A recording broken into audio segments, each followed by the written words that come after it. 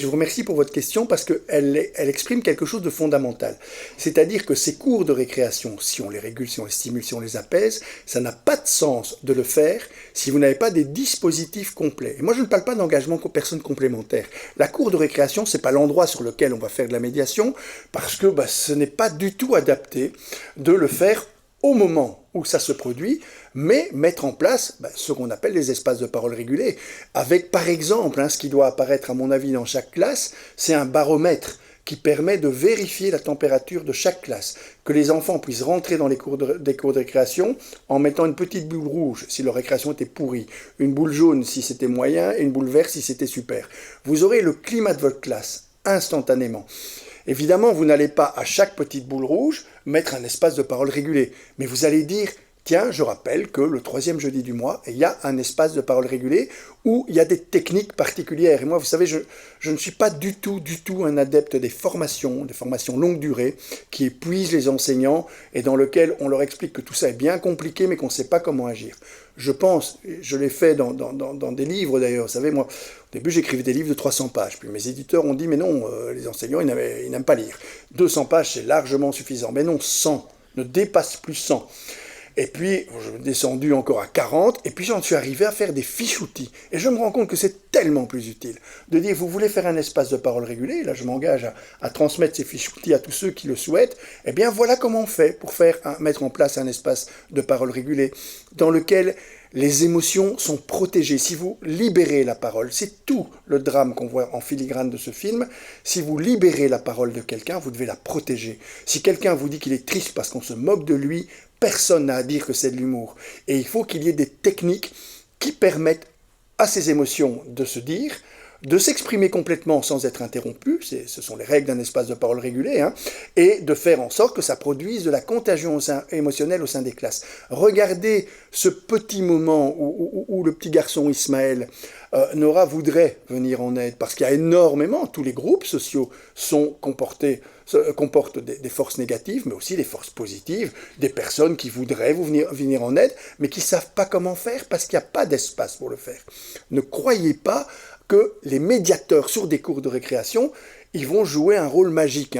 Déjà, je n'y crois absolument pas, et d'autant moins si ce n'est pas eux qui ont la responsabilité de maîtriser les climats de classe. Il faut absolument que dans les climats de classe, les enseignants aient des techniques qui leur permettent, sans que ce soit chronophage, en ayant des techniques qui leur permettent d'être sûrs de ce qu'ils font et d'avoir une forme de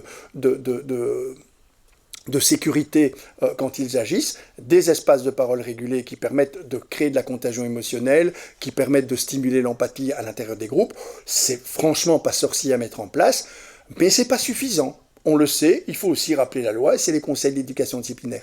Il y a un endroit en Belgique qui a très bien montré comment ça fonctionnait, c'est la botte du Hainaut. Si vous allez dans la botte du Hainaut, vous allez voir, pour une raison tout à fait de circonstance, c'est la Wartoise, c'est-à-dire les gens qui font la chimée, ne peuvent pas faire de bénéfices. Ils ont donc investi dans les cours de récréation.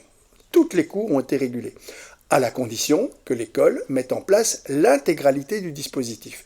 Donc vous avez des conseils d'éducation disciplinaire, vous avez des espaces de parole régulés, tous les 3e jeudis du mois, toute la région met en place ces espaces de parole, régulés, allez demander à n'importe quel enfant de 10-12 ans sur le marché de Chimay, c'est quoi un espace de parole régulé, il va vous donner les 5 règles.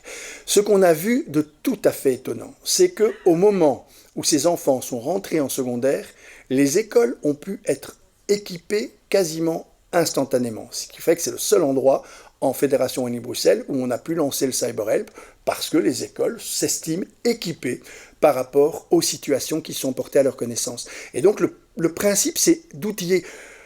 Si vous dites on a régulé la cour de récréation, donc on a réglé le problème, non, vous aurez rendu une partie du problème sous contrôle, et là je vous rejoins totalement.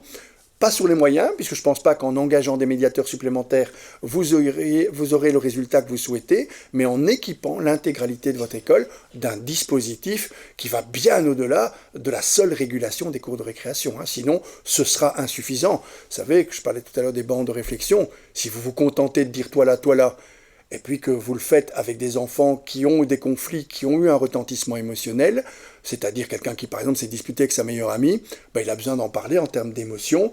Il faut qu'il y ait des espaces de parole régulés où on le fait. Si vous vous contentez de dire, toi tu t'assieds là, toi tu t'assieds là, je veux pas de conflit, et qu'il y en a un qui en a frappé un autre, il faudra que vous ayez une explication de ce comportement. Ça veut dire qu'il faudra que cet enfant puisse utiliser un porte-voix, quelqu'un en qui il a confiance, à qui il va expliquer les raisons de son comportement d'agression, et qu'il y ait une réponse institutionnelle qui dit tu frapperas plus. Le cas de figure qu'on doit absolument tous, quand on est directeur d'école enseignant, pouvoir gérer, c'est le cas d'un enfant qui en frappe un autre parce que son père lui a dit « Mon vieux, tu te laisses plus faire, maintenant, tu cognes ». Vous imaginez, vous êtes directeur d'école, vous sanctionnez cet enfant, le père, il va être démonté. Il va dire « Mais vous n'avez déjà rien fait pour mon enfant et en plus vous le sanctionnez ». Et donc, les conseils d'éducation disciplinaire permettent, parce que cet enfant explique à la personne en qui ils ont confiance. Et ça, c'est quelque chose que j'ai découvert d'année en année. Quand vous demandez à un enfant, un adolescent, est-ce qu'il y a quelqu'un à l'école en qui tu as confiance, je n'ai jamais entendu un enfant, un adolescent me dire non, personne. Ils me citent toujours, généralement leur instituteur, leur institutrice, et s'ils sont en secondaire, ils me parlent d'un éducateur ou d'un enseignant. Il y a toujours quelqu'un en qui ils ont confiance, mais ils rajoutent, mais je ne suis pas sûr qu'il sait ce qu'il doit faire, et j'ai peur qu'il fasse pire que mieux. Ils ont confiance dans la bienveillance des personnes, mais ils se défient de l'outillage, des techniques qui vont être utilisées, et c'est pour ça qu'ils se taisent. C'est quand même le grand drame du harcèlement, c'est que vous n'avez que 6,8% des enfants qui parlent de ce qu'ils vivent.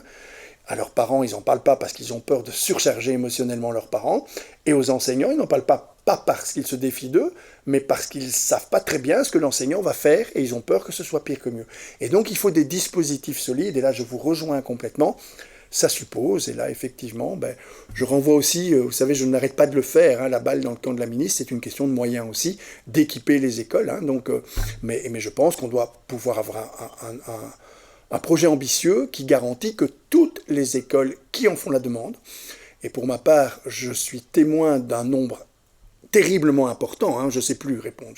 Je dis franchement, il y a tellement de demandes qu'on ne sait plus répondre, et on se dit, mais c'est désastreux, parce que quand vous laissez une école sur le côté, c'est combien? C'est 200, c'est 300, c'est 600 élèves qui vont peiner à être aidés parce que l'école n'est pas équipée outillée. Et donc il faut mettre les moyens pour que toutes les écoles se sentent équipées outillées. Mais je ne crois pas que ce soit des moyens en termes de personnes humaines en plus qui viendraient et qui seraient complètement désemparées, à mon avis, à l'intérieur du système tel qu'il est conçu actuellement.